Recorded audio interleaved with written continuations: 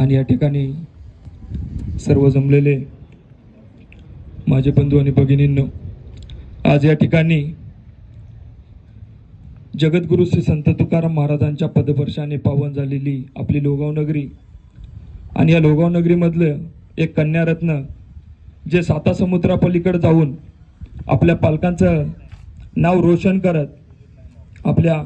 गावाचं नाव हे साता समुद्रापलीकडे नेऊन एक नाव उज्ज्वल करण्यास या कन्यारत्नानं एक मोठं या गावासाठी योगदान दिलं, त्याबद्दल मी प्रथमतः तिचे खूप खूप अभिनंदन करतो। आज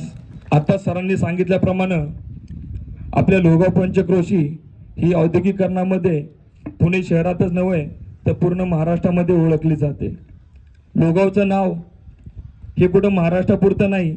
तर जगामध्ये ओळखलं जातं, कारण की या लोगावला